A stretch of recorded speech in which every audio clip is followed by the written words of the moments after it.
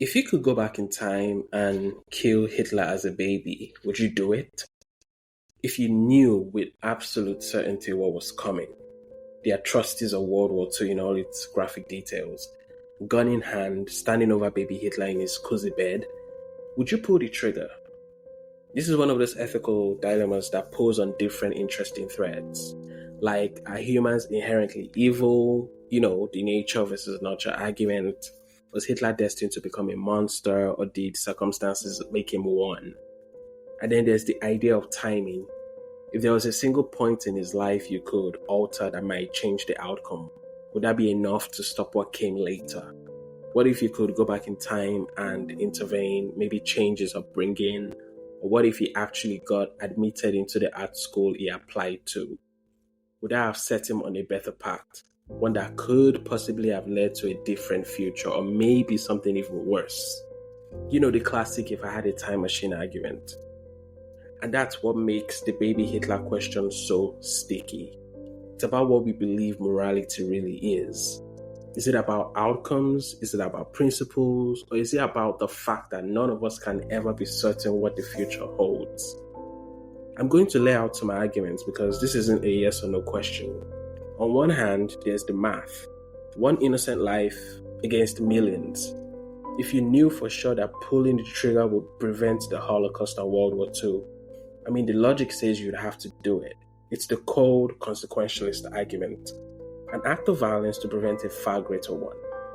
You don't have to like it, but the outcome makes it the lesser of two evils. But then there's the other side. Killing a child, even Hitler as a child, feels morally wrong at the core. You don't punish someone for crimes they haven't committed yet. The moment you justify that, where does it end? Do you start targeting anyone who might become dangerous in the future? That's the deontological view.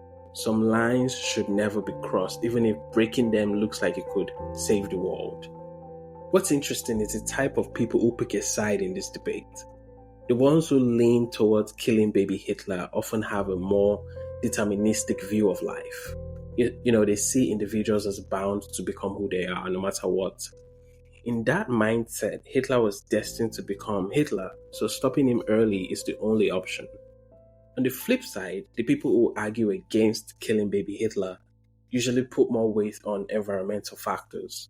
They'll say no one is born evil, it's the circumstances, the upbringing, the culture, the trauma that shape a person. From that perspective, changing the conditions around him could have been enough to change the man he became. And this is where the time machine idea gets really messy. Because even if you could go back and intervene, whether that's pulling the trigger, changing his upbringing, or getting him into art school, you can't really know what future you've just created. Maybe it sets him on a better path, or maybe removing Hitler clears the way for someone smarter, more ruthless, and even more destructive to rise instead. That's the paradox. The moment you tamper with the past, you're stepping into uncertainty. You might stop one nightmare only to set off another one you never saw coming. And that's the thing about time travel. Philosophers and physicists have played with these scenarios for decades. In one version of the scenario, the past is fixed. No matter what you do, history can't be changed. If you try to kill Hitler as a baby, something will stop you because the past is sort of locked in. Hitler still rises because that was always part of the timeline. We refer to this scenario as the fixed timeline. In another version, you get what's called the grandfather paradox. Very unusual title, I know. Which is, changing the past erases the very reason you went back in the first place. So if you kill Hitler, maybe World War II never happens, so you never had a reason to go back in the first place. It's called the grandfather paradox because of the classic example, when they say if you went back in time and killed your own grandfather before you had kids, then your parents would never be born and neither would you, which means you couldn't have gone back in time to kill him in the first place. It's kind of like a loop that cancels itself out. Time travel messes with your head, I tell you, man.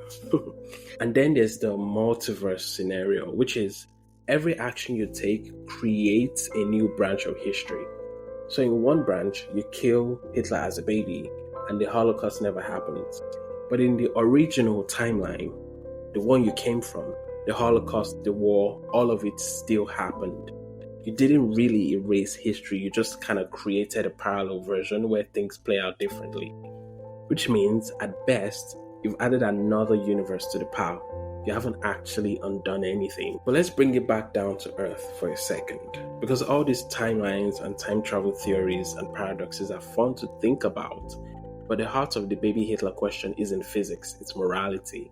At its core, it's asking us, what do we value more? Do we judge actions by their outcomes, even if it means crossing a line we normally never cross?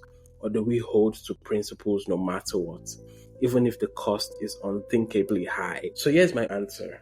If I knew with absolute certainty what Hitler would go on to do, I still wouldn't kill him as a baby.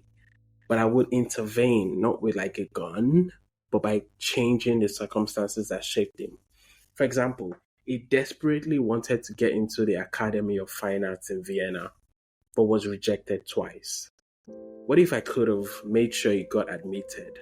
That one change might have been enough to set him on a completely different path. And that's on the individual level. However, there's a bigger picture to consider, which is Germany itself. You see, after World War I, Germany was cornered to sign a peace treaty as a sign to end the war, which was called the Treaty of Versailles in 1919. And sure, it was a peace treaty, but it had some clauses in there that cut deep.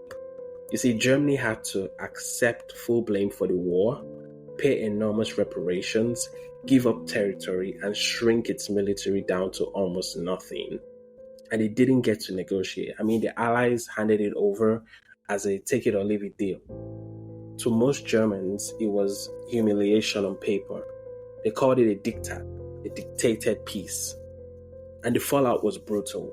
By the early 1920s, hyperinflation hit so hard that money stopped being money. People literally carried wheelbarrows full of cash just to buy a loaf of bread.